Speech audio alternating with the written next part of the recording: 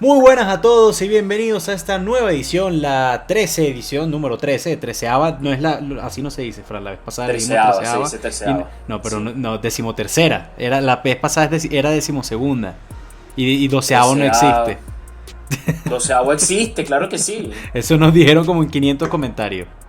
Bueno, eso porque eres un analfabeta. Ah, pero si yo te pregunté y tú me dijiste. Tú Eres un fuiste el que me dijo. analfabeta. Eres un analfabeta. Pero bueno, no nada. tienes prueba. Versión número 13, la decimotercera, treceava, como quieran decirle, de este podcast. El día de hoy vamos a estar hablando del siglo X, ¿no? Como siempre, con nosotros Francisco García, mi persona Rafael Peraza, ¿no? Y bueno, estamos, como ya dijimos la semana, bueno, no la semana pasada, porque la semana pasada fue de descanso, sino la versión pasada del podcast. Estamos en la época del oscurantismo, ¿no? No son personajes tan importantes de los que estaremos hablando, por así decirlo. Pero bueno, personajes al fin y gente que, bueno, que hizo muchísimas cosas más que lo queremos nosotros en nuestra vida, ¿no? Entonces, bueno, nada. Como ya dijimos, siglo del oscurantismo. Realmente estamos en un momento en que el cristianismo cada vez está agarrando más fuerza en Europa como tal. También vemos personajes no solamente cristianos en Europa, sino también una lucha de intereses con el Islam, ¿no? Y bueno, también tenemos ahora, creo que es el segundo o tercero, si no estoy mal, creo que es tercer personaje americano que vamos a hablar el día de hoy. Ese va a ser de Frank. Así es. Pero antes de decir nuestros personajes, tenemos que decir cuáles fueron los resultados de la votación de la semana del podcast anterior. Que recuerden, ya YouTube no nos deja que puedan votar en la esquina superior derecha. Siempre dejamos el link en la descripción y en los comentarios de dónde pueden a votar, una encuesta de Google, ¿no? Pero bueno, los resultados de la semana pasada fue una victoria contundente por parte de Ragnar Lothbrok, un vikingo del cual hoy hablaremos de otro muy parecido a él, ¿no? De hecho se inspira un poco la vida de él, del que hablaremos el día de hoy. Con 47.7% para Ragnar. Tenemos en segundo a Al-Khwarizmi de Fran, con 26.1. Tercero Alfredo el Grande, mi segundo personaje junto con Ragnar, 19.6. Y tenemos a Boris primero, de último, en la votación que van a ver acá, en la torta que van a ver acá. Ni siquiera sale el número porque así de nulo es, pero bueno, 6.5 fue que dijiste. Sí, 6.5%, está bien. 6.5%. por tu victoria. No, gracias. Bueno, saliendo de eso también tenemos nuestro primer Patreon. En Patreon, Frank, ¿quieres mandarle un saludo a esta persona? Un saludo a Sheila Ortiz, la primera persona que ha pagado nuestro Patreon y que ya por sabe cuál fue la guerra más interesante y estúpida de la historia. Si La fueron más los ridícula, emus sí. o las cabras en el Galápagos. Sí, si bueno. tú quieres saberlo, métete en el juego, métete en el Patreon. Sheila, Ya, de si verdad estás en el que Patreon. muchísimas gracias por apoyar este proyecto de nosotros, ¿no? Pero bueno, nada, sin nada más que agregar, comencemos a hablar y a decir quiénes fueron los personajes que vamos a postular para el día de hoy, ¿no? ¿Quieres comenzar tú? Vale, perfecto, empiezo yo. Bueno, yo hoy traigo... Este va a ser un podcast muy variado. Tenemos personajes de distintos lugares, de distintas etnias. Yo voy a presentar hoy a Otto I, primer emperador del Sacro Imperio Romano Germánico. Uh-huh. ¿Y el Y segundo personaje? Mi segundo personaje, déjame que lo lea, Seacatl Topiltzin Quetzalcoatl, o sea, Ok. Topiltzin, que fue personaje histórico de Sen Anahuac. Personaje histórico Gobernante. legendario, cabe aclarar. Porque No es tú a mí tan me das legendario. durísimo cuando yo elijo personajes que No son de es tan dudosa legendario. procedencia. Ajá, pero Tiene bueno. una fecha de nacimiento y fecha de fallecimiento Sí. marcada. Y se murió Así uniéndose una estrella, ¿no? Pero no, eso no es legendario. se ha mitificado ciertas de sus obras. Pero bueno, se sabe nada, dónde nació. eso Es más de lo viene, que se sabe de tu eso marido. viene más para más adelante, ¿no? Pero Ajá. bueno, nada, esos son los dos personajes de Fran, muy bien. Y por mi lado tengo a Al-Mansur de Córdoba, ¿no? Realmente el nombre... ¿Cuál es el nombre completo? Exactamente, aquí lo tengo. Abu Amir Muhammad Ben Abi Amir Al-Mararefri. La tuya por si acaso.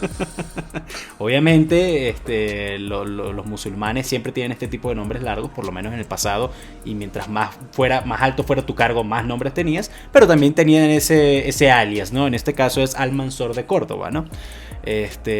No era un califa como tal, pero sí era el líder de Córdoba, ya que no era no era de sangre noble para mandar legalmente, pero era un marionetero, por así decirlo. Ya hablaremos un poco más de él. Y nuestro segundo personaje, como ya dije, en la serie de Vikings es el hermano de Ragnar Lothbrok. En la vida real realmente es la persona que más se toma de su vida para inspirarse en Ragnar Lothbrok, que es Rollo el Caminante. Ya diré por qué es el Caminante, historia bastante curiosa un poco más adelante, ¿no? Pero bueno, nada, okay. Tenemos un vikingo, tenemos un prehispánico, no se dice. Un tolteca. No, yo sé, pero me refiero a precolombino. Sí, bueno, precolombino también, exacto. Exacto, un vikingo, un precolombino, un alemán y un árabe, un musulmán, ¿no? Así que, bueno, no, este no era árabe, porque este sí nació en España, en lo que es Iberia. Pero bueno, sí, nada. Árabe. Bueno, sí, de etnia. Sí, es está árabe. Bien. Está bien. Habla árabe. Está bien. Eso es otro debate. Así que bueno, nada, Fran, comienza si quieres, entonces, presentando cualquiera de los dos. Perfecto. Yo quiero presentar primero, me interesa mucho hablar de a Tolpiltzin. Si lo estoy pronunciando mal y hay algún mexicano o alguien de Centroamérica, entre la audiencia, me disculpan, yo no sé hablar náhuatl, ni nunca enseñé ni nada de náhuatl. No tenemos intención de aprenderlo, siendo honestos también, o sea. Claro, o sea, es interesante, pero pues yo no lo sé. Básicamente, Tolpiltzin tiene una historia bastante marcada, pero dentro de su biografía existen diversos documentos o sea, no científicos obviamente, pero son documentos en donde se ve, o sea, que fue una persona que sí existió. O sea, tiene un año de nacimiento, o sea, nació en el 895, ¿verdad? Y aparte de todo esto, se sabe que reinó entre el 923 y el 947, que tuvo hijos, mucho más de lo que se puede decir por lo menos el rey Arturo de Ragnar Lothbrok. Ragnar se sabe cuándo se murió, se sabe dónde se murió, se sabe en qué país nació, se sabe cuántos hijos tuvo. Lo mismo que tú me estás diciendo. En fin, no me interrumpas. Pero tú fuiste el que me estaba lanzando puntas, así que bueno. No, yo estoy dando un dato y hay que darlo. Fran, como decimos en Venezuela, está picado, está ardido. Ok. Ajá. ¿Qué es lo importante de esta figura? Tolpiltzin fue una figura muy importante en todo lo que era fue un rey, un gobernante tolteca de la no me acuerdo qué dinastía, fue un gobernante tolteca, el cual se considera como una reencarnación, por así decirlo, no sé si se usa esa palabra, o sea, básicamente que el Quetzalcóatl, este dios azteca, maya, bajó en forma de Tolpiltzin y gobernó. Se sabe de que, estos son los hechos. Voy primero con los hechos y después voy con todo lo que fue la leyenda de él, ¿verdad? Que es básicamente en lo que se basa su legado. Tolpiltzin, él entra y él empieza a gobernar, o sea, el reino tolteca, o sea, él nace, su nombre significa uno caña nuestro venerable señor. Honestamente, no sé muy bien qué debería significar eso. Y bueno, se sabe de que... ¿Estás leyendo? Creo... No, eso lo tengo que leer, ¿no? O sea, no, pregunto. No es crítica, solamente que te veo moviendo los ojos mucho, entonces no sé si ese nombre o sea, aquí hay muchas palabras que yo no sé pronunciar. No, solo preguntaba, ¿no? De nuevo, no es crítica. Claro.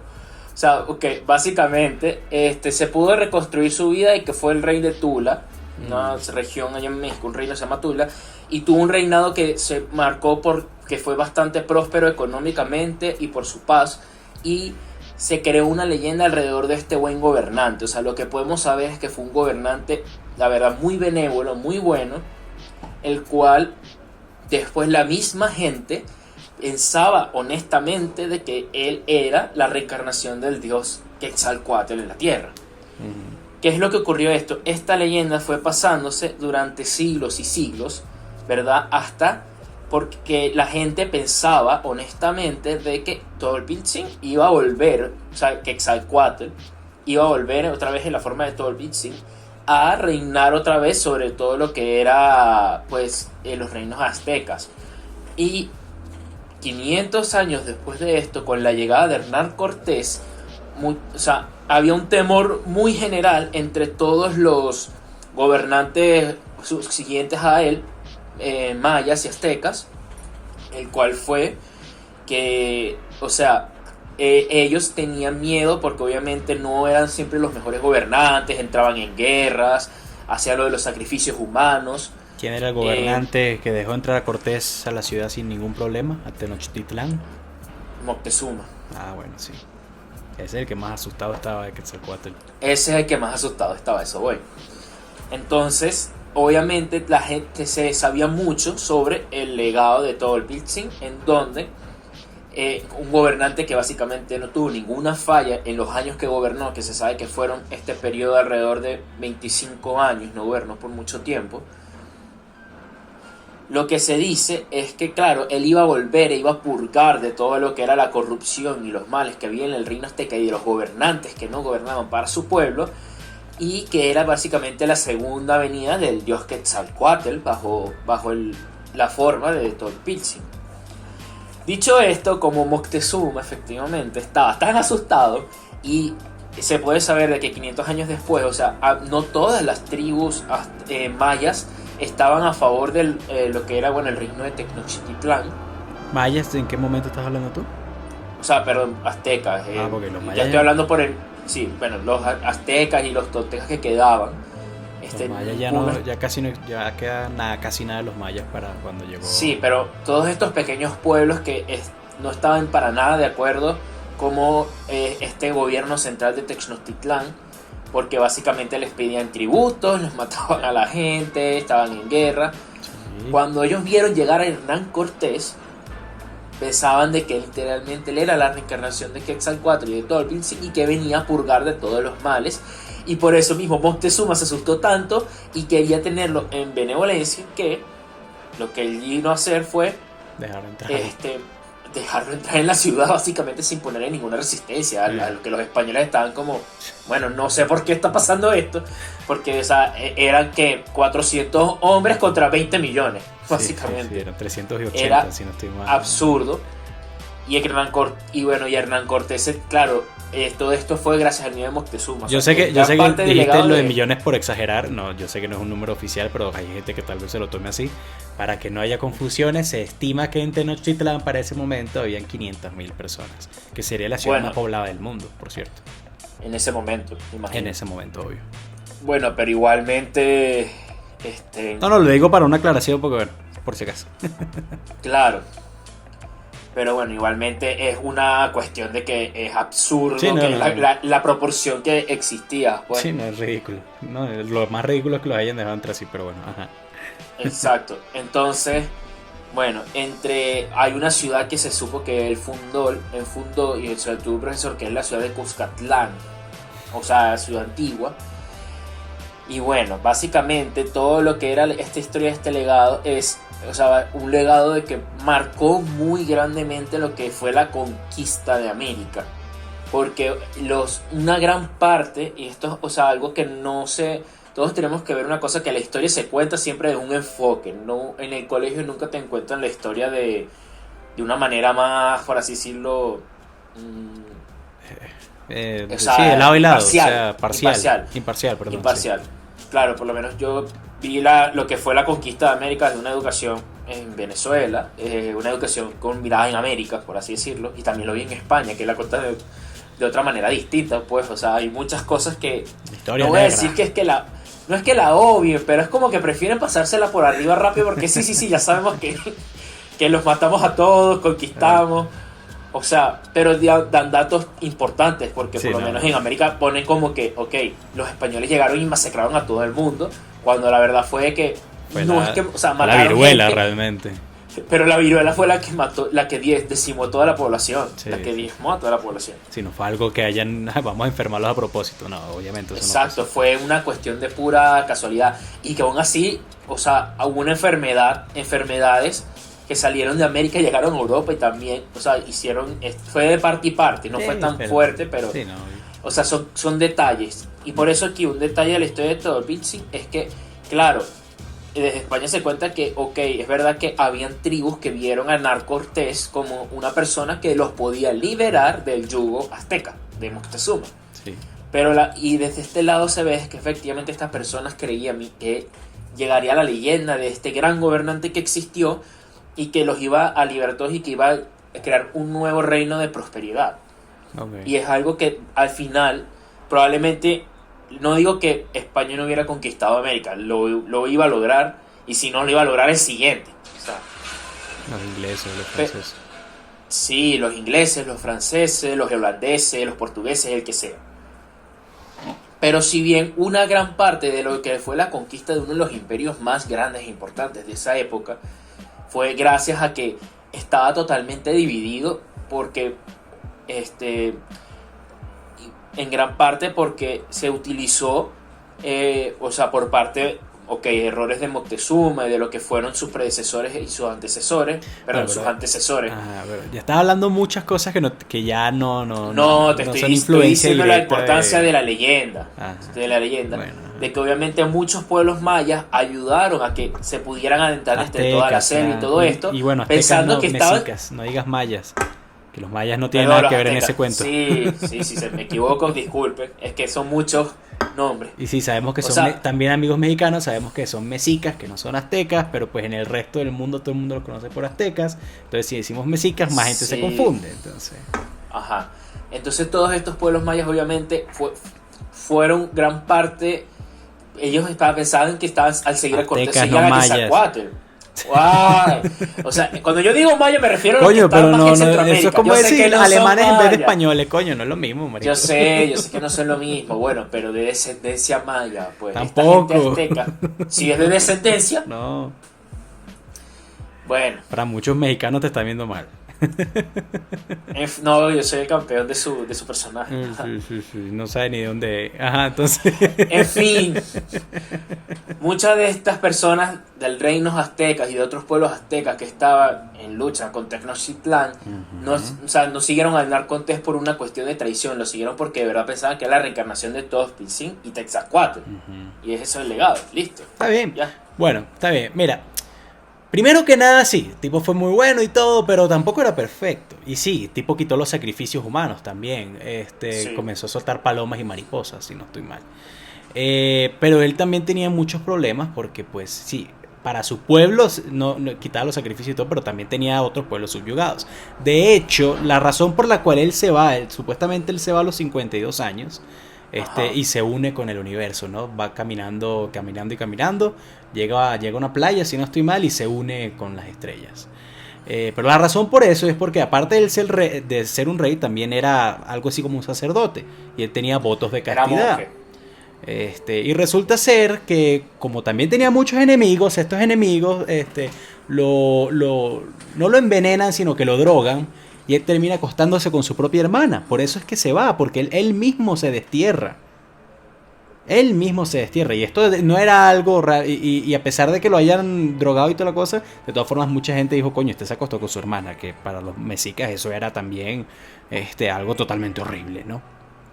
Pero bueno, eso por un lado. Por el otro, sí, es verdad. Los mexicas. Pero ahora yo digo una cosa. Ya, espérate. Y los demás pueblos, cuando llegó Hernán Cortés, dijeron: ay, coño, este es Quetzalcóatl. Pero ellos nunca pensaron que era este personaje como tal que estamos mencionando. Porque no se parecía absolutamente en nada a Hernán Cortés. Hernán Cortés se parecía por su armadura plateada, por su piel blanca, por su plumaje, por así decirlo, que era la barba. Se parecía a Quetzalcóatl el dios, no a la representación de Quetzalcóatl como este personaje que tú estás diciendo. Hay una cosa interesante. Una de las cosas por las que pensaban de que él venía otra vez como Quetzalcóatl, porque, o sea, técnicamente un dios es inmortal, fue porque efectivamente él fue hacia el mar y se desapareció, al mar del este. Y donde llegaron los barcos españoles por el mar del este. Pero de todas formas no es que creyeran como tal que era este señor. Pensaban que era Quetzalcóatl. Entonces no creo que la referencia que es por él. Lo que se decía este señor es que él era Quetzalcóatl. Que él era Quetzalcóatl. No. O sea, básicamente. Era una representación de. Es como decir el enviado de. O sea, es como decir un Jesucristo. No, pero Jesucristo no es Dios. El hijo de Dios, pero es que en este caso Quetzalcóatl es el Dios y es que estaba metido en el cuerpo de él, o sea, no es exactamente un hijo, Pero bueno, nada, básicamente es eso era lo único que quería decir, creo que también ya le hemos dado mucho tiempo a este personaje. También hablamos bastante de él mientras tú lo estás explicando, está bien. Pero bueno, exacto, tengan en cuenta, no era perfecto. No era el gobernante perfecto, así como Fran como lo dije al principio. Realmente hay mucha leyenda también con respecto a este señor, ¿no? Pero de que existió y o sea, por más que sea... Lo mismo, mira, tanto que me jodiste por elegir a Ragnar, de que existió. No, pero es que se sabe muy bien, hay muchos más datos de que él existió. Y por más que sea, o sea, si verán que se mitificó mucho su figura, o sea, es gran parte de su legado y no se lo puedes quitar así como así porque por eso no estoy diciendo yo no estoy diciendo, yo no le estoy quitando nada, yo estoy diciendo que un poco hipócrita tal vez de tu parte, un poquito, pero bueno, nada, la hipocresía ha sido común de nosotros acá, pero bueno, está bien. No tiene nada que ver con el argumento. Hablando de todas formas de personajes legendarios y de Ragnar y de este señor, pasemos ahora a hablar otro personaje que no tiene nada de legendario, pero de cual sí se basó muchísima de la historia de Ragnar en la serie de Vikingos que tanta gente ha visto, ¿no? Siendo Rollo el Caminante. Rollo el Caminante, pues a diferencia de la serie, no tenía absolutamente nada que ver con Ragnar. De hecho, como ustedes se están dando cuenta, nosotros hablamos de Ragnar el siglo pasado y estamos hablando de Rollo en Tenían 80 años de diferencia entre uno y el otro. O sea, es imposible que de hecho se hayan conocido. Seguramente Rollo habrá escuchado la leyenda de Ragnar, pero realmente no se conocieron, entonces se quita el hecho de que sean hermanos. Rollo, como tal, bueno, nace en Noruega, de familia no noble, pero sí importante, ¿no? Pero lo principal es que era uno de los guerreros más poderosos, no solamente en Noruega, sino en toda Escandinavia. Se conocía la leyenda de Rollo y era Rollo el Caminante, porque este tipo, en una época donde la altura promedio en Europa era unos 50, medía 2 metros y pesaba 150, 160 kilos. ¿Y por qué el Caminante? Porque él se montaba en un caballo y ningún caballo lo podía sostener, o él terminaba con los pies sobre el suelo mientras estaba montado en el caballo. Entonces le tocaba caminar a todos lados. No podía montarse en un caballo. Básicamente por eso es Rollo el Caminante, que bueno, como se habrán dado cuenta, de hecho todos los vikingos tienen un nombre y una descripción que es por alguna historia y bueno, básicamente ese es su apellido, por así decirlo, ¿no? Por lo menos en el pasado. Rollo se ve obligado a escapar de Noruega porque era un guerrero tan poderoso y tan famoso que el rey de Noruega de hecho mata a su hermano y por odio, ¿no? Por celos, y también trata de matar a Rollo para pues evitar de que eventualmente Rollo le quitara el poder, porque en Escandinavia tú no tenías que ser hijo de algún rey o tener sangre real para pues ser coronado rey. Si tú retabas a un rey a combate mano a mano y lo matabas, te podías convertir en rey. Era la ley del más fuerte técnicamente. Entonces bueno, Rollo al final de verdad tenía un ejército atrás, le tocó irse y comenzó a reclutar, gracias a su leyenda, a muchos barcos, a muchos vikingos, a muchos lo que en inglés le dicen warlords, ¿no? Señores de la guerra. Y comienzan a unírsele a él.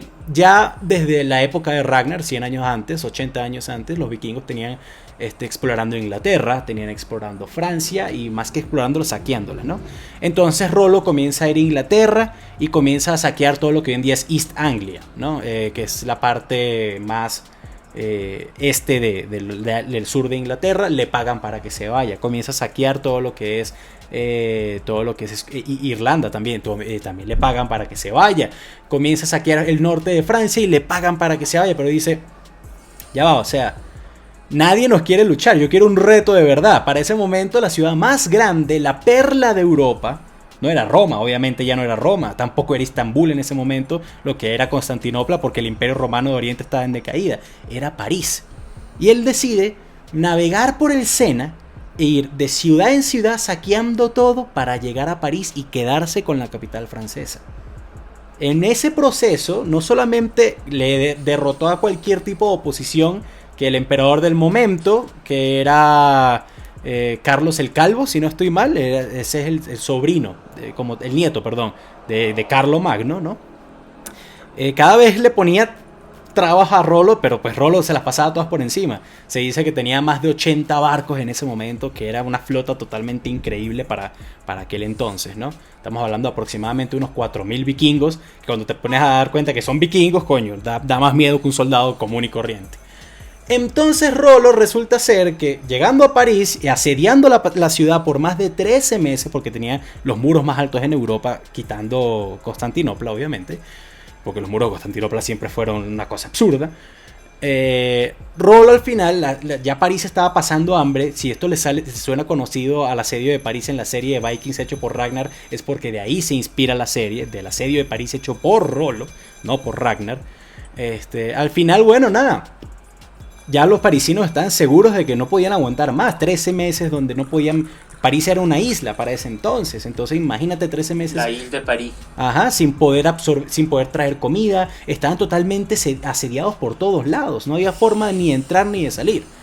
Entonces, bueno, se llega a un acuerdo de paz. Porque aunque Rollo era uno de los vikingos más famosos del momento, no era tan despiadado como los demás. No tenía esa fama de matar por diversión, sino que pues él realmente, mientras más dinero y más tierras pudiera adquirir, mejor. Entonces el rey de Francia le dice, del este de Francia, del oeste de Francia, porque Francia estaba picada en dos en ese momento, le dice, mira, vamos a hacer una cosa. Así mismo le dijo, mira, pana, vamos a sentarnos, vamos a hablar esta vaina, le dijo. Nosotros te vamos a dar este territorio del norte de Francia, más la mano de mi hija, más todo el oro y plata que tengamos disponible. Y tú por favor te vas a ir y te vas a quedar por allá. ¿Te parece? Y Rollo dijo sí. Y se convirtió en el duque de Normandía. Para los que también Normandía les suena el nombre conocido, Normandía es la parte norte, noroeste de Francia. No, noroeste. Oeste. Oeste es izquierda. Oeste es izquierda, por eso. Noreste. No, Fran. Es cerca Normandía de Inglaterra. Es arriba al norte, a la derecha. A la izquierda. Derecha. Izquierda. Sí. Parte norte. Yo estuve ahí. Coño la madre. Ay, sí, entonces eso no es excusa. Y bueno, nada. Rollo se queda ahí, comienza a fundar ciudades, comienza a ciudad asentamientos, pero esto no es lo más importante. Realmente lo más importante es que yo creo que este fue el inicio del final de la época vikinga por una razón.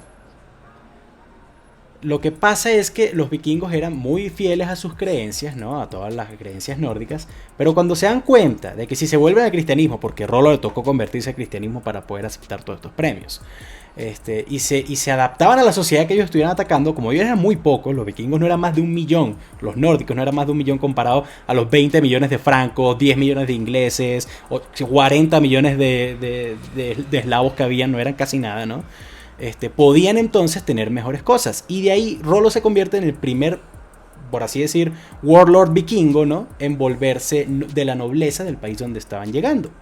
Y esto fue un patrón que se comenzó a ver muchísimo más con el tiempo. Y si uno se pone a dar cuenta, la época vikinga no duró 100 años más después de que Rollo y de muchos otros reyes y muchos otros nobles nórdicos se convirtieran en cristianismo y se quedaran en los lugares donde estaban atacando, en este caso Francia, Inglaterra, Rusia, ¿no? Lo que era el Kievan Rus, incluso en Bulgaria, en el resto de Escandinavia y en muchos otros lados, y se disapó como tal la cultura vikinga, pero fue esa mezcla sajona, nórdica, escandinava que comenzamos a ver. Por eso es que también la gente del norte de Francia es más alta, es más blanca, es más rubia, ¿no? Lo mismo pasa también en el norte de Inglaterra, porque fue donde se quedaron más los vikingos. Y bueno. En Inglaterra son más pelirrojos. No, eso es Escocia, Inglaterra, no Escocia. Escocia y Irlanda son pelirrojos. Tú te vas a Northumbria, lo que hoy en día es Newcastle, todo lo que está en el sur de York. Y Birmingham. Por ahí, exacto. Eso ya es gente más blanca, alta y tal. Obviamente no todo el mundo es rubio, pero tiene más rasgos escandinavos, ¿no? Para mí que todos igual son altos y blancos. Sí, eso es verdad. Todos son altos y bueno, casi todos. Pero bueno, esa es la importancia de Rollo como tal. O sea, Rollo después de eso se convirtió en uno de los lords más poderosos de Europa. Tanto así que Normandía, el reino, por así decirlo, que él fundó, porque antes estaba la zona, pero no había absolutamente nada ahí. Más adelante fue un reino que logró conquistar Inglaterra, en todo caso. Su tataranieto, William the Conqueror, Guillermo el Conquistador. ¿Qué nieto? No, creo que es tataranieto. Sí, porque fue como 100 años después. No, bisnieto. Entonces. Bisnieto, sí, algo. Sí, bueno. Sí, por ahí. De hecho, conquista Inglaterra. Y fue de Rollo como tal, de su bisnieto, tataranieto, lo que sea que fue Guillermo, viene y se sigue manteniendo la línea real que hoy en día existe. Es decir, la reina Isabel II es descendiente casi que directa de Rollo. Pero bueno, nada, ¿qué vas a decirme? Muy bien. Bueno, primero que nada, lo que haya hecho su bisnieto, tataranieto y demás, y lo que haya logrado, no es parte de esta persona. No, o sea, ay, no, y lo que no. se hizo creyendo que alguien era un dios, sí cuenta. Pero es que directamente fue relacionado a esa persona. Bueno. O sea, Guillermo el Conquistador, sus hechos son los de Guillermo Yo el solo Conquistador. estoy diciendo, ¿no? mira, eso fue un segue, eso fue Mira, un paso hasta- para decir que la línea real, como tal, inglesa de hoy, sigue teniendo sangre de Rolo. Eso es un dato. Yo no estoy diciendo que eso se le acredite, simplemente es un dato. ¿Ok? Y también tiene una mezcla con yo puedo hacer lo mismo por lo menos después con la Casa Española, que también tiene mezcla por allí, en Alemania, en Flandes, en Podrás Bélgica. hacerlo con Pero- toda la casa, los Habsburgo y toda esta gente, pero eso... Y también con los No, pero eso vino los mucho Borbones, después de los Borbones. Pero los bueno, Borbones, etc. pero eso será para Pero temas lo- más adelante.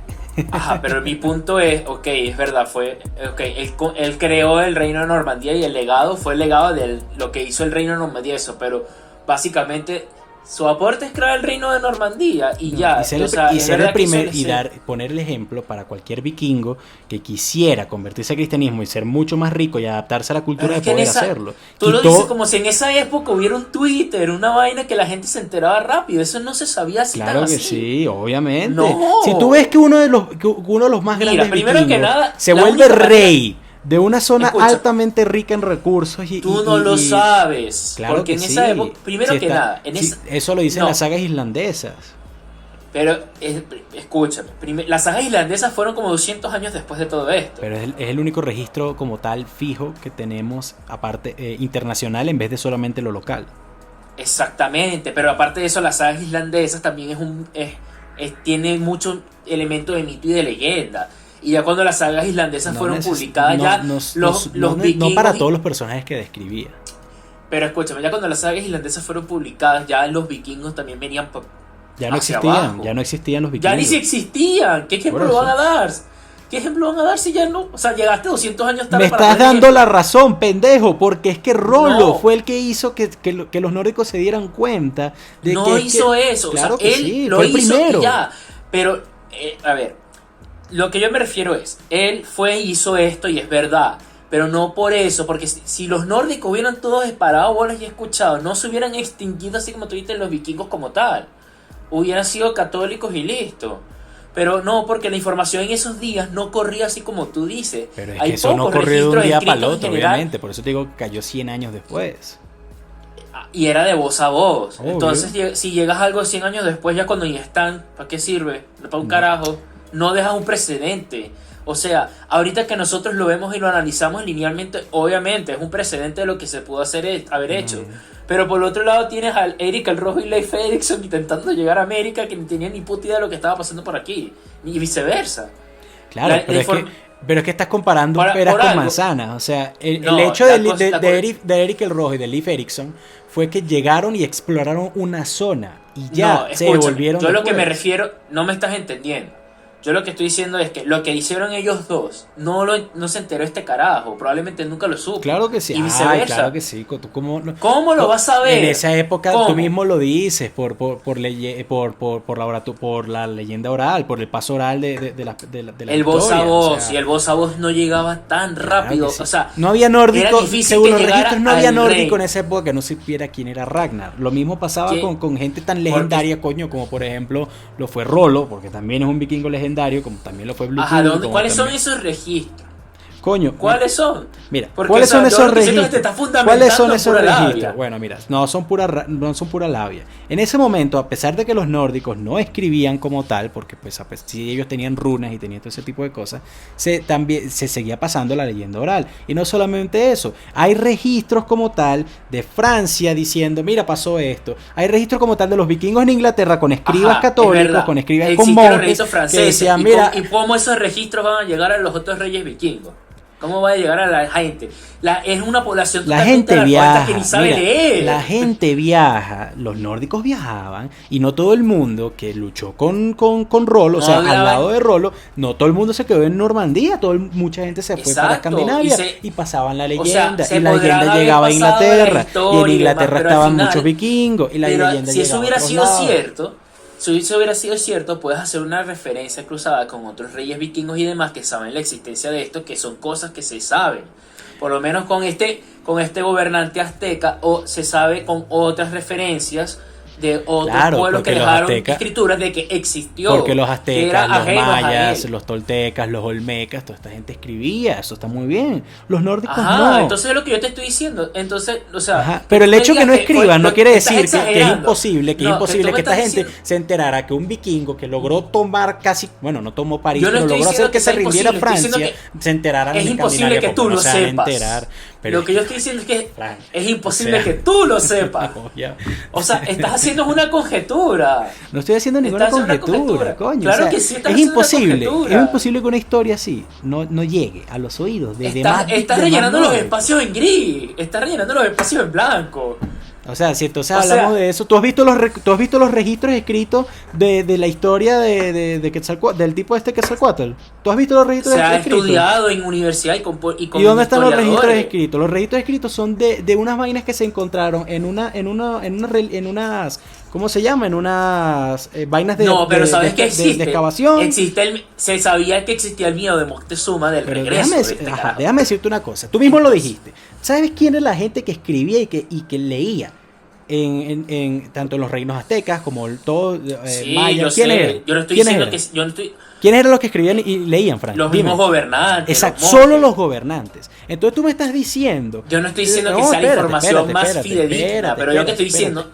Espérate, o sea, a lo que yo quiero llegar, el pueblo del común y demás reyes vecinos tal vez nunca se enteraron de la historia de ese tipo, a no ser que fuera por leyenda oral, por paso oral, que era por lo único que se lograba pasar la información y la historia en esa época para el 99% de la población. Pero sabemos que era así, no solamente por los registros, sino por la leyenda oral. Lo mismo pasa con el tema de Rollo. ¿Cuál es la leyenda de él? Porque está viendo ¿cuál es la leyenda de Rollo? El gran vikingo traidor que traicionó a su gente y que se quedó establecido en otro imperio. Y eso era lo que decía la gente. Esa leyenda, ¿cuál la hizo? Las sagas islandesas, ¿no? 200 años después.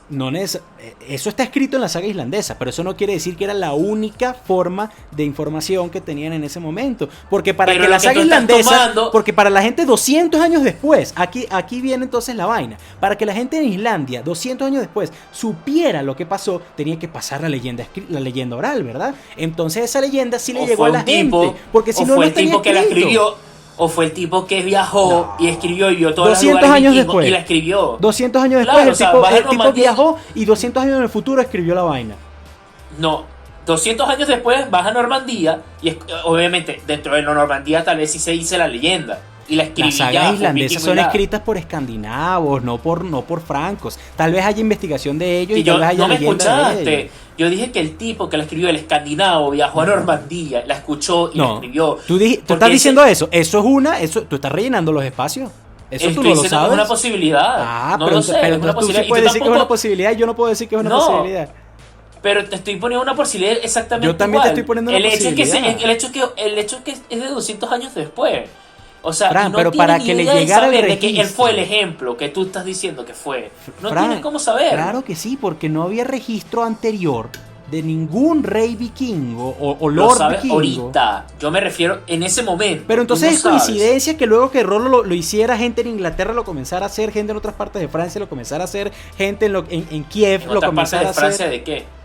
¿El qué? ¿Adoptar el cristianismo? No, pero es que de vikingos atacando Francia, que en vez de atacar e irse, se quedaban y les daban territorio y se volvían al cristianismo. Primero que nada, en Europa Oriental no atacaban como tal los vikingos, eran los magyars, que fue después el también los nórdicos, déjame decirte. Yo no estoy los nórdicos no tocaron casi porque decidieron enfocarse más bien era en Alemania y en todas estas vainas. El imperio del Kievan Rus fue fundado por los vikingos de Kiev.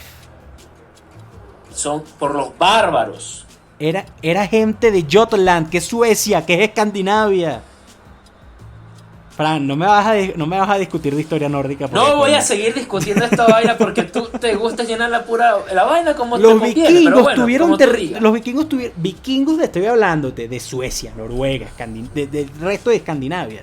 Lograron tener incluso territorios en Italia.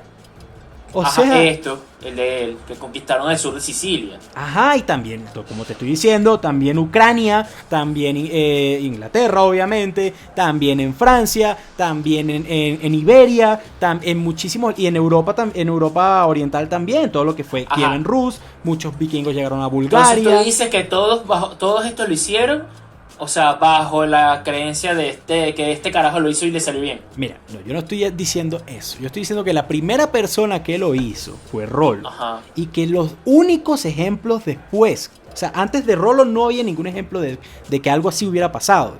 Y que los únicos ejemplos que vinieron después vinieron justamente después de Rollo. Y fue todos estos vikingos que se convirtieron en lords, que se convirtieron en reyes en territorios fuera de Escandinavia, adaptando la religión y la cultura de esos territorios. Obviamente, los primeros habrán dicho, coño, esto funcionó, vamos a ver. Ya después se vuelve este es mi problema. ¿Cómo sabes de que ellos lo hicieron porque a él le funcionó? ¿Cómo ellos lo sabían? ¿Cómo? O sea, eso es lo que yo quiero. ¿Cómo? Es que eso es lo que... Estás ahí llenando el espacio. Es como Fran, que ellos no estoy escucharon llenando la historia. espacio. Wow, vamos a hacer lo mismo, pero por este lado. No necesariamente es así. Pero mira, obviamente no puedo decir 100% que eso fue así porque no puedo. Es lo único que quería oír. Pasemos al siguiente tema. No puedo. Lo que sí puedo hacer es ver las relaciones, ver las coincidencias, ver creando los la relación, patrones. es lo que yo digo. No, yo no estoy creando relaciones. Si la relación está ahí, yo la veo, simplemente estoy observándola, no la estoy creando. Yo no estoy creando que gente de lo que sea. Yo estoy. El punto, ya la gente verá y votará. Tienes. Voy yo con el segundo. Ajá, tienes el segundo. Ok, yo voy con Otón I, creador del Sacro Imperio Romano Germánico. A ver, una vaina acá en la calle, perdón, te interrumpo, Frank. Si escuchan una vaina rara es que, bueno, ustedes saben, acá en Latinoamérica siempre hay gente vendiendo cosas en la calle. Hoy estamos grabando de día en vez de noche, que por lo general grabamos de noche. Entonces, bueno, les pido disculpas. Perdón, Frank, sigue. Ok, Otón I fue el creador del Sacro Imperio Romano Germánico, una especie de sucesor espiritual, recalco en espiritual, antes de que Rafa venga a decir con sus 400 millones de argumentos de lo que fue Estás rellenando espacios. No, es que, o sea, ajá, sigue, hay en registros. Sigue. Hay registros de que este rey, emperador Otón I, quería, ¿verdad?, hacer otra vez rearmar el Imperio Carolingio, pero en vez de estar centrado en Francia, estar centrado en Alemania. Como sabemos, o sea, el Imperio Carolingio, si bien tenía parte de lo que era España, tenía parte de lo que tenía toda la Francia, tenía parte de lo que era Italia, tenía parte de lo que era Alemania. Y cuando se lo dividió, uno de sus hijos, Luis el Germánico, fue el que se quedó con Alemania, ¿verdad? Otón I une a todos los pueblos germanos y crea lo que se llama el primer imperio alemán, o sea, el Sacro Imperio Romano Germánico. ¿Por qué se llama Sacro Imperio Romano Germánico? Porque básicamente los estados pontífices necesitaban un rey, o sea, un emperador, como siempre, que los protegiera, un campeón que los protegiera de todas las amenazas que siempre tenían los pobres papas en su papado. Ay, sí, pobrecitos. Pobrecitos los papas. Y obviamente, así como Carlomagno en su momento tuvo la bendición de los papas y por eso fue imperio sacro, Otón I buscó lo mismo y fue el campeón en este sentido de los papas. Unió a todos los pueblos germanos, incluso en esa época Alemania también tenía parte de lo que incluso hoy es Francia, lo que sería Estrasburgo, Alsacia-Lorena, esa zona que está en frontera con Alemania. Tenía lo que después sería lo que es Austria, lo que después también sería Prusia, parte de lo que es Hungría, Checoslovaquia. Entonces, otro nombre que tiene esto es el Primer Reich. Muchos les sonará de por ahí esa palabra. Básicamente, entonces aquí empezó una dinastía, fue un imperio que duró poco después de esto, o sea, duró 2 siglos, si no me equivoco, hasta que se cayó los hijos no supieron mantenerlo, no tiene la misma grandeza del Imperio Carolingio, no voy a decir nada parecido a eso, nada, antes que Rafa venga a decirlo, no estoy diciendo que nada. No era Carlomagno. Ah, bueno. Y dentro de esto, el Papa obviamente luchan por el Papa, lo ayudan a defenderse de los vikingos y demás, y ahí le otorgan el nombre de sacro, de sagrado, ¿verdad? Que este era el imperio, que era sucesor, así como el imperio carolingio fue el sucesor espiritual del imperio romano, el Sacro Imperio Romano era el sucesor espiritual de todo esto. Digo espiritual porque no hay relaciones consanguíneas, ni de ideas, ni nada por eso, pero buscaban seguir, agarrar ese legado, modificarlo y, por así decirlo, explayarlo mucho más allá de eso, en una visión que al final no se cumplió, ¿verdad? Entonces, ¿cuál es el legado de Otón I? Que él creó, unió militarmente a todos estos pequeños reinos, lo que estaba dividida Alemania, ¿verdad? Conquistó Sajonia, conquistó parte de Italia también, en el norte, porque en el sur luego vendrían los bárbaros, los vikingos. Básicamente aquí es cuando se empezó a configurar lo que fue tuvieron un momentico nada más, no se quedaron con todo el sur de Italia. ¿Sí? Sí, pero estaban los piemonteses y todo esto. Sí, habían tribus bárbaras, por así decirlo. Ajá. Básicamente, él lo que logró fue otra vez ayudar a consolidar lo que era el poder ayudó a consolidar el poder del catolicismo en el centro de Europa, porque aún existían muchas religiones paganas antiguas al catolicismo, que eran las de los pueblos de allí. Otra vez ayudó a llevar el catolicismo, si bien la relación con el Papa no fue tan buena como la de Carlomagno, que incluso justo antes como de que Otón muriera, ellos también influyeron en elegir los papados y en cómo se gobernaba la Iglesia Católica, pero a partir de ahí, pues a los cardenales y los papas no les pareció y empezaron a hacer lo que es el cónclave secreto que tenemos hasta hoy en día, ¿verdad? Que se encierran todos y lanzan el humo. Y lo otro es que configuró lo que sería la cultura germana que se fue sucediendo generación tras generación tras generación, que marcaría básicamente lo que es la configuración de Alemania, lo que fue la configuración de Austria, lo que fue la configuración de lo que en su momento fue Prusia. De aquí salieron el primer Reich, salieron estas ideas, después de que vinieron el segundo Reich y Hitler, que intentó hacer el tercer Reich pero no lo logró, ¿verdad? De aquí es donde viene, por lo menos, creo que el segundo Reich fue el de Carlos I, si no me equivoco, que fue rey de Francia, Alemania, España y toda vaina. Y ese es básicamente el legado. Si bien su familia no logró mantener este imperio, fue un imperio de corta duración, tuvo un legado cultural que durante esta época hubo una producción por lo menos artística y cultural muy importante. Se conoce como el Renacimiento germánico, la época de todo lo que se produjo, de todo el arte, muchas iglesias que se hicieron y demás cosas bajo el mandato y bajo la prosperidad que otorgó durante el reinado de Otón I.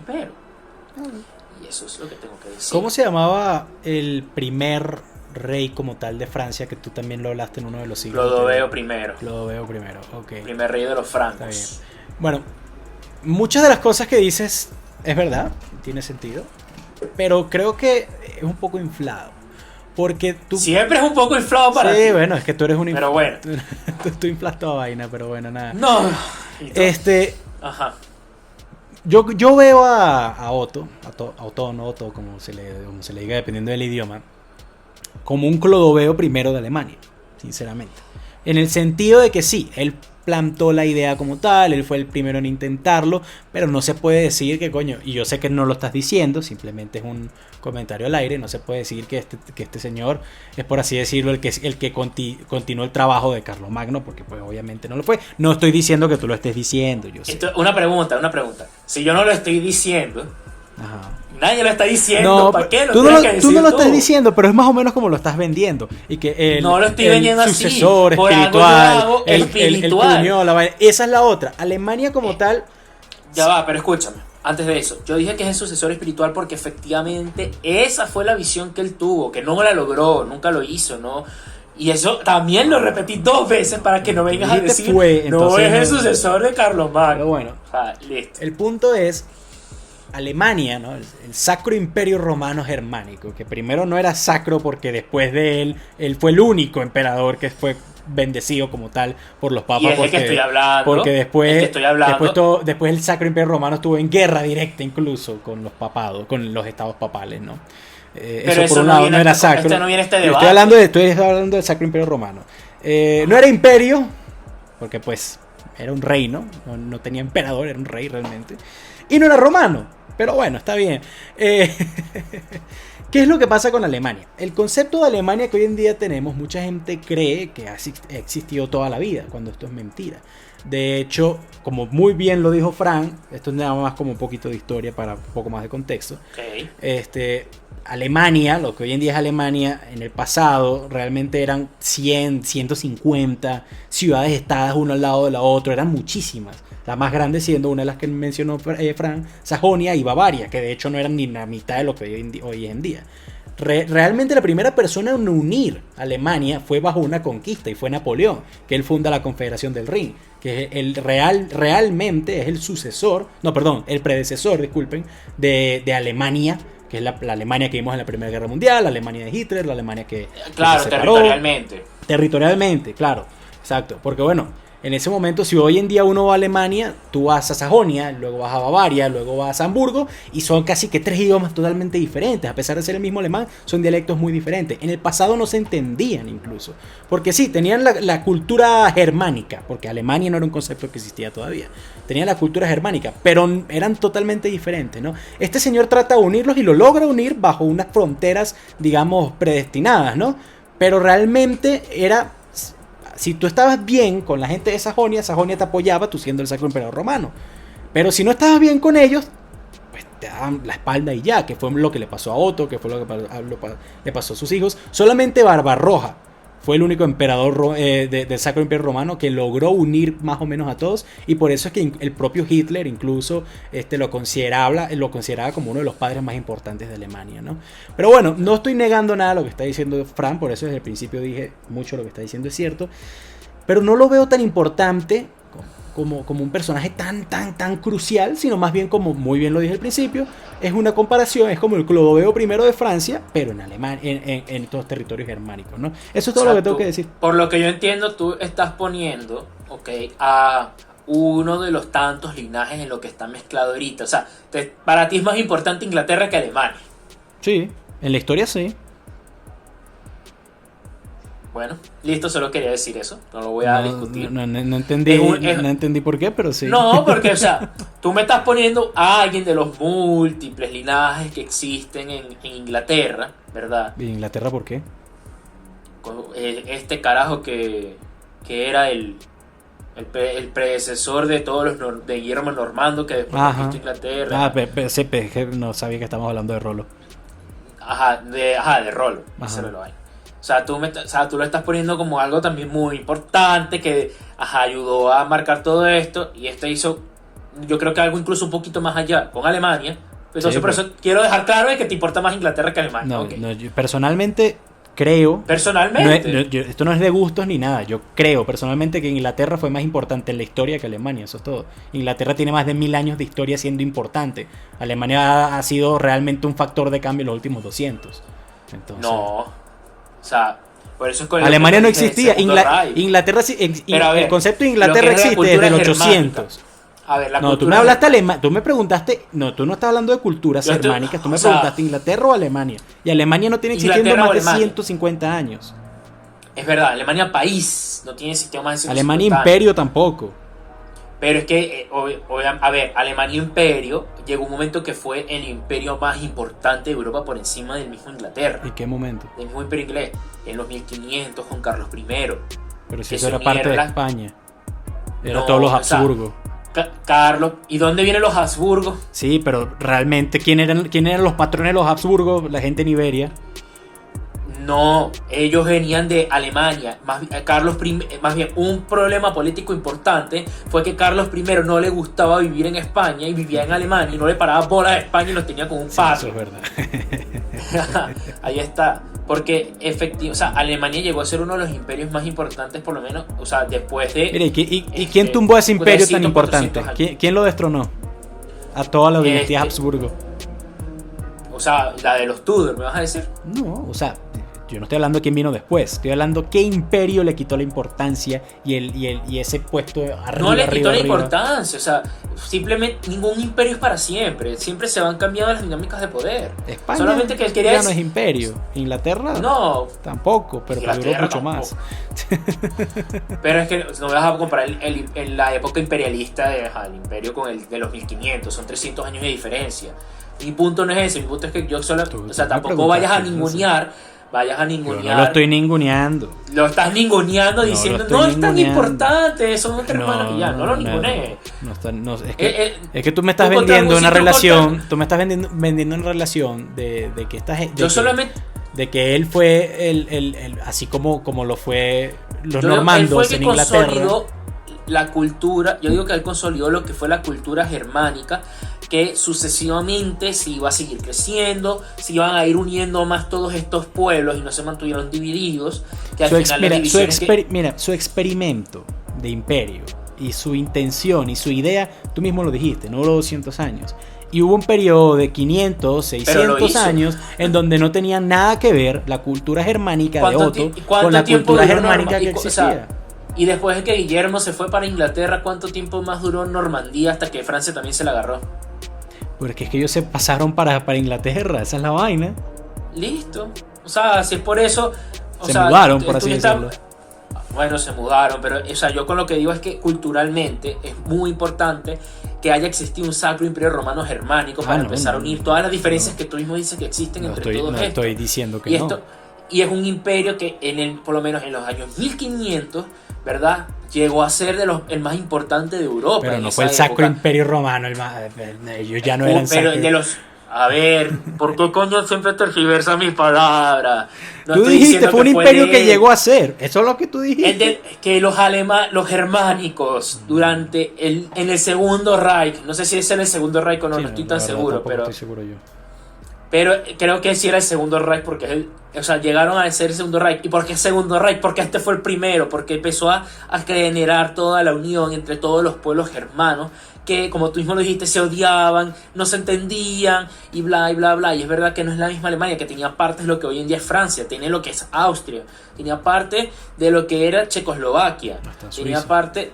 Y Suiza también tenía parte de lo que era, tenía parte del norte de Italia, tenía parte de Polonia, de lo que pero después era una fue Prusia. federación, ellos no conquistaron ni eran dueños de todo eso, era simplemente una alianza entre ellos para no matarse, o sea, para evitar matarse entre sí. O sea, era un imperio y después efectivamente se cayó, pero o sea, tiene un gran tiene un gran lugar importante en la historia el ser por lo menos el primer Reich alemán, o sea, que de ahí viene la idea del mismo Reich, del mismo imperio, todas esas ideas de que los alemanes somos chéveres, por así decirlo, o sea, la cultura germánica que después se fue potenciando a lo largo de la historia. Pero es que no había cultura unida germánica. Los sajones no pensaban que eran buenos simplemente por ser germánicos. Ellos pensaban que eran lo mejor por ser sajones, lo mismo los bávaros, lo mismo la gente de Hamburgo. A partir de ahí se empezaron a formar los germanos. Pero no era, de nuevo, Frank, esa idea, ellos no querían ser representantes de la cultura germánica, ellos querían ser representantes de la propia cultura regional que ellos tenían, que era un problema que tenían muchos europeos en ese momento.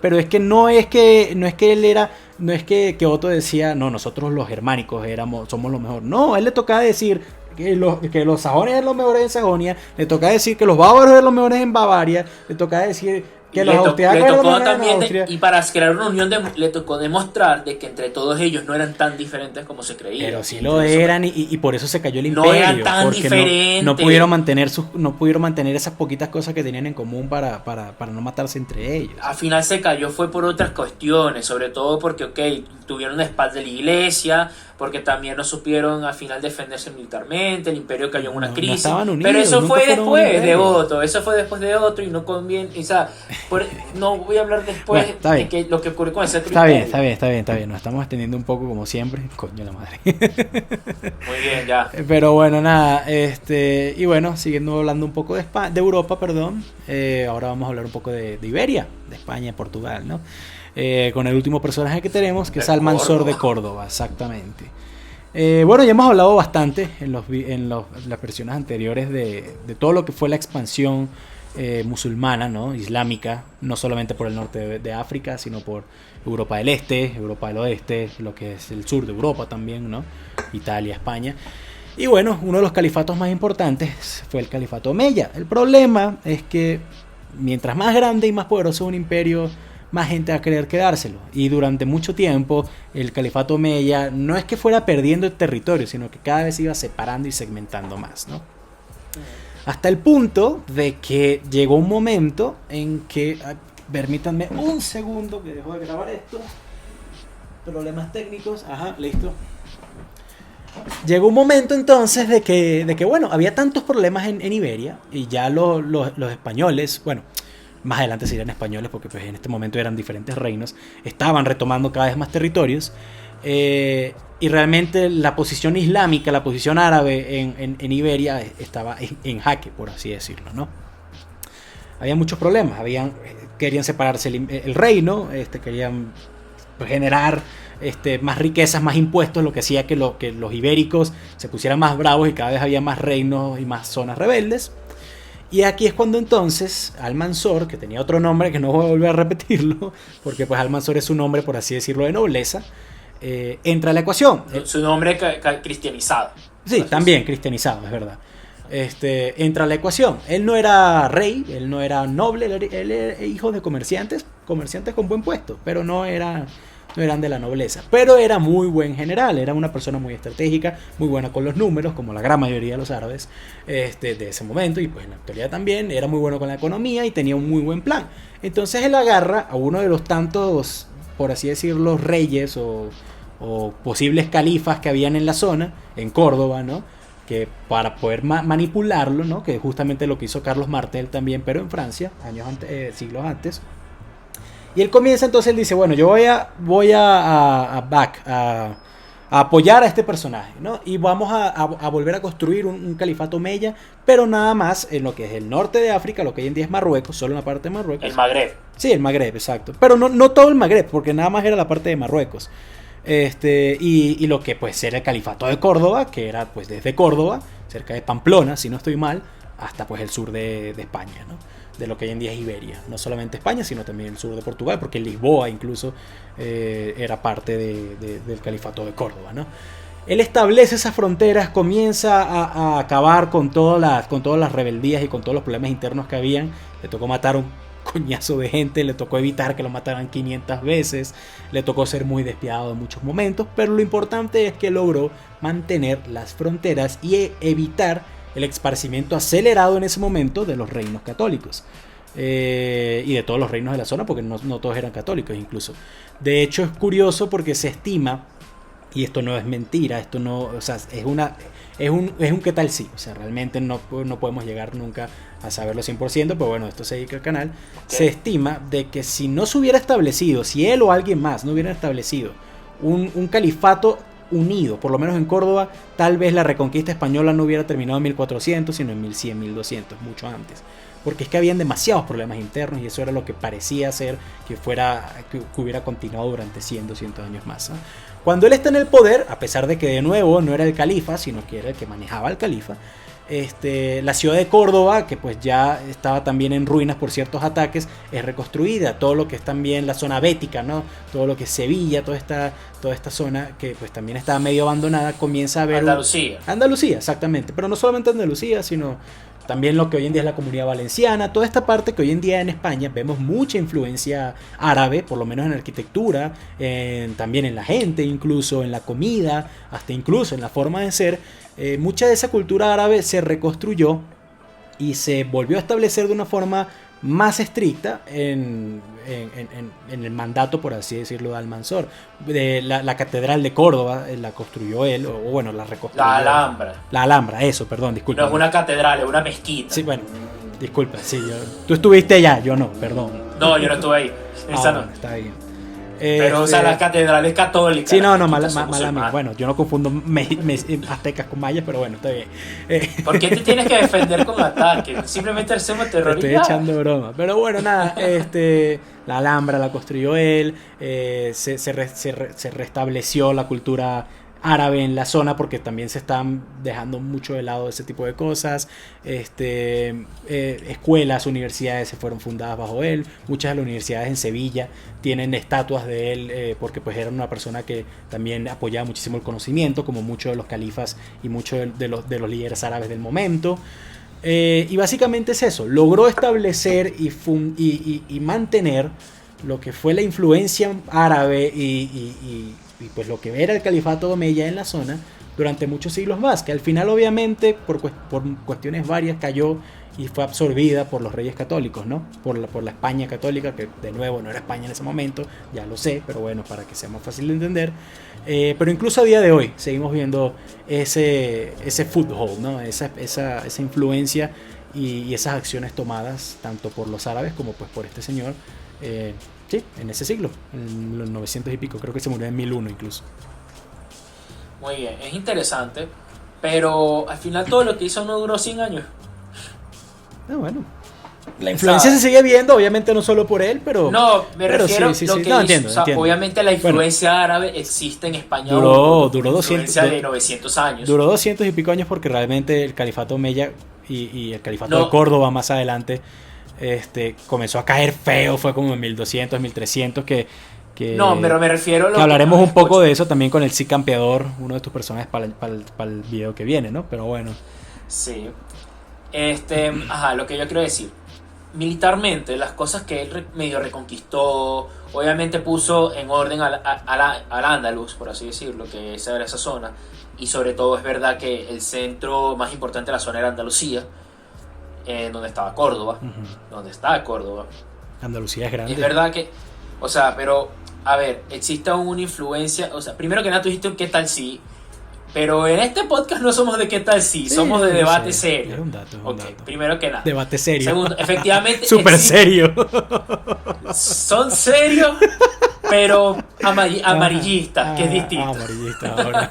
Ajá, entonces. Ajá.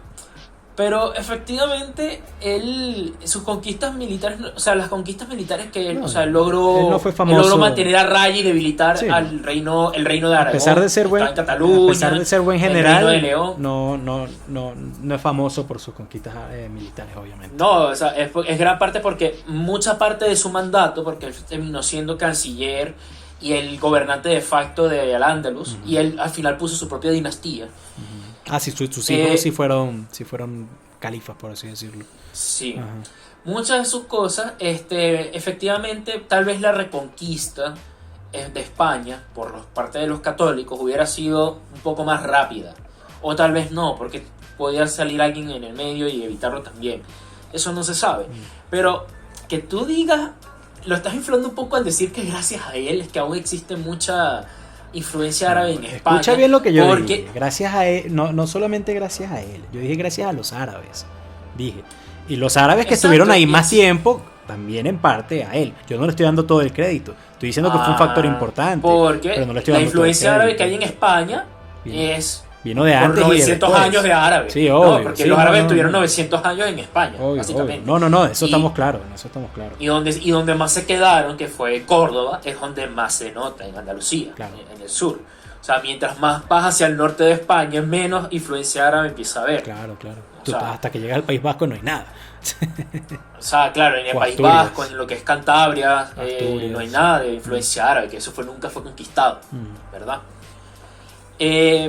Se sabe, es verdad, muy bien. Pelayo.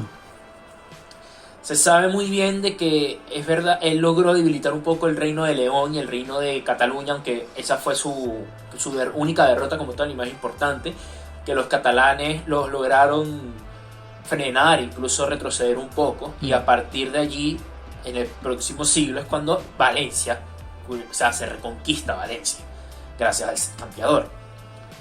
Y en una cosa que sí es como que no duró mucho, al final, o sea, son 100 años, y fue un gobernante más de la zona de los que iban a venir después y los que vinieron antes. Bueno, o sea, eso ya será opinión y decisión de la gente que vote. Su ley se basaba en la yihad.